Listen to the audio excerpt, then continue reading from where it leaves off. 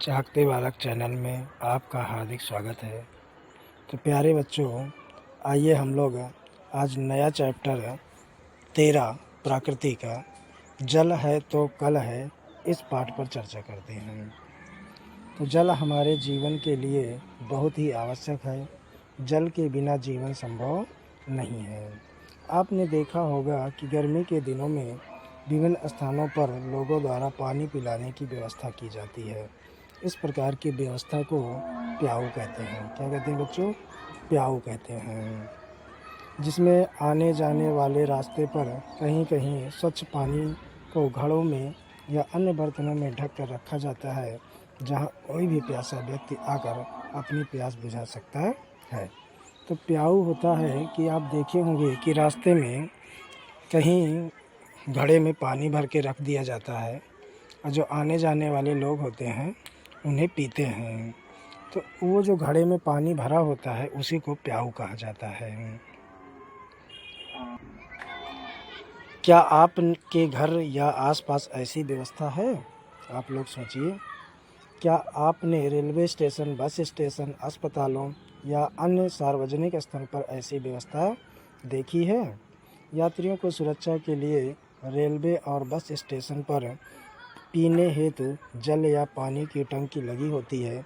ऐसी व्यवस्था अस्पताल में मरीजों के लिए होती है। पेट्रोल पंप पर भी पानी पीने हेतु पानी की व्यवस्था होती है। वास्तव में बच्चे, गर्मी के दिनों में ऐसी व्यवस्थाएं होनी चाहिए, क्योंकि गर्मी ज़्यादा लगती है, हर कोई प्यासा रहता है, इसलिए ऐसी व्यवस्थाएं होनी चाहिए।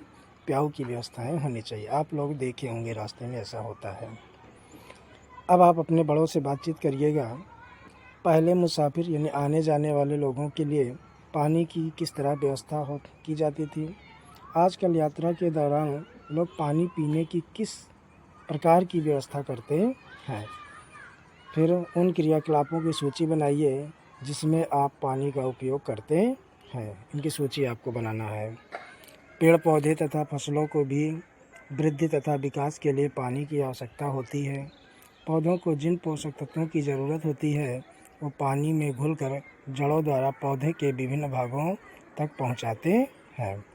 तो प्यारे बच्चों, पेड़ पौधे भोजन बनाने के लिए भी पानी की आवश्यकता होती है।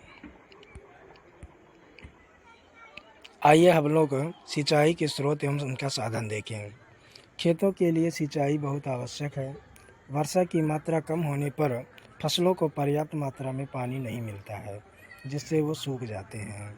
अन्न का उत्पादन कम हो जाता है, अतः फसलों के अच्छे उत्पादन के लिए उचित समय पर सिंचाई की आवश्यकता होती है।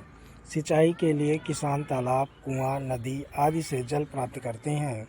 कुआं, तालाब सिंचाई के परंपरागत स्रोत हैं। आजकल अधिक मात्रा में पानी प्राप्त करने के लिए नलकूपों का प्रयोग किया जाता है। नहरें बनाकर सिंचाई की सुविधा प्रदान की जाती है। भूमिगत जल को निकालने के लिए बिजली चलित पंपों का प्रयोग करते हैं। अपने आसपास के खेतों में जाकर पता करें कि सिंचाई के किन किन साधनों का प्रयोग किया जाता है और उनकी सूची बनाइए। तो प्यारे बच्चों, आप लोग को पता है कि सिंचाई के लिए हमें किन किन साधनों का प्रयोग किया जाता है। आसपास देखे होंगे सिंचाई के लिए कौन कौन से साधन होते हैं। उन सभी साधनों के द्वारा सिंचाई किया जाता है। अब अपने बड़ों से पता करना है कि किस फसल को पानी की सबसे अधिक आवश्यकता होती है, वह फसल कैसे उगाई जाती है। तो वैसे आप लोग देखे होंगे आपके क्षेत्र में गन्ना और केला, इन दोनों में पानी की ज़्यादा आवश्यकता होती है। ठीक। सिंचाई में पानी की मात्रा फसलों के प्रकार पर निर्भर करता है। कुछ फसलों को अधिक पानी की आवश्यकता होती है, जैसे धान भी है। कुछ फसलों में पानी की आवश्यकता अपेक्षाकृत कम होती है, जैसे गेहूं, चना, मटर, सरसों। जबकि कुछ फसलों को पानी के साथ साथ तेज़ धूप की भी आवश्यकता होती है, जैसे ककड़ी, तरबूज, खरबूजा आदि। अपने घरों के बड़ों के साथ किसी खेत का भ्रमण करें। वहाँ कार्य कर रहे किसानों से निम्नवत बात करना है आपको। आपके खेत में कौन सी फसल की पैदावार की गई है, फसलों की सिंचाई के लिए जल कहाँ से प्राप्त करते हैं आप, कम सिंचाई वाले फसलें और ज़्यादा सिंचाई वाले फसलें कौन कौन सी है, इन सभी पर आपको बात करना है।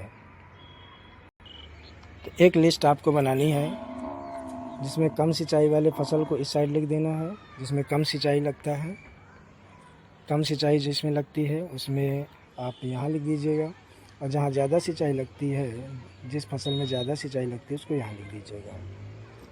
और ये भी लिखना है सिंचाई के लिए कौन कौन से साधन का प्रयोग करते हैं।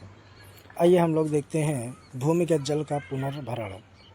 जल ही जीवन है, इसके बारे में सब बात करते हैं, लेकिन जल कहाँ से आता है और इसे कैसे एकत्र करके रखना है, इसके बारे में हम सबको सोचना आवश्यक है।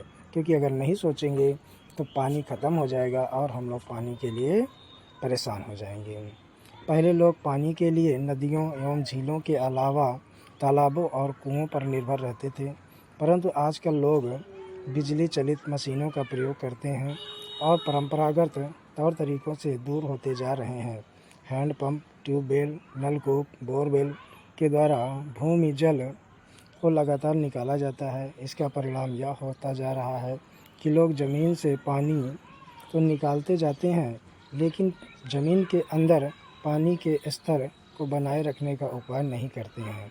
यदि हम लोग पानी के उपयोग करें, लेकिन अगर हम लोग ज़्यादा उसको ख़राब करेंगे तो ज़मीन के अंदर जो पानी है वो लगातार कम होता जाएगा। आप लोग देखे होंगे कि जानवर नहलाना है तो नलकूप खोल देते हैं, समरसेबल चला देते हैं और आधा पानी यूज होता है और आधा पानी बह जाता है।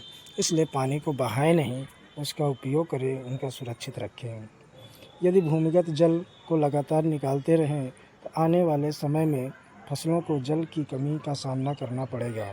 यद्यपि बारिश प्रत्येक वर्ष होती है, परंतु पानी उतनी तेज़ी से भूमि के अंदर नहीं जा पाता। इसका बड़ा हिस्सा ऊपर सतह से होकर निकल जाता है। इस कारण ज़मीन में पानी का स्तर पुनः उस स्तर को प्राप्त नहीं कर पाता। लोग इसे नहीं समझ पा रहे हैं, जिसके कारण पानी की समस्या पैदा होती जा रही है। आज जल संरक्षण के कई तरीके अपनाए जा रहे हैं। हमें परंपरागत तौर तरीकों को भी अपनाना होगा, जिससे वर्षा का पानी एकत्र किया जा सके। पुराने तालाबों और कुओं को फिर से जीवित करना होगा। शहरी क्षेत्रों में लोगों को अपने घर की छत से बारिश का पानी जमा करने की व्यवस्था करनी होगी। अपने आसपास वर्षा के जल को ज़मीन के अंदर पहुंचाने का प्रयास करना होगा। इसके अतिरिक्त जल का सावधानीपूर्वक उपयोग करके हम स्वयं के स्तर पर भी जल का बचाव कर सकते हैं। जैसे क्या क्या करना होगा, जितने पानी की आवश्यकता हो उतना ही पानी उपयोग करें। नल का इस्तेमाल करने के बाद बंद कर दें। टपकते या रिसते नल की मरम्मत तुरंत कराएं। ब्रश करते समय नल को खुला ना छोड़ें। रसोई घर में बाल्टी या टब में बर्तन धोएं। पानी की बोतल में बचे हुए जल को फेंकने के बजाय उन्हें पौधे में डाल दें।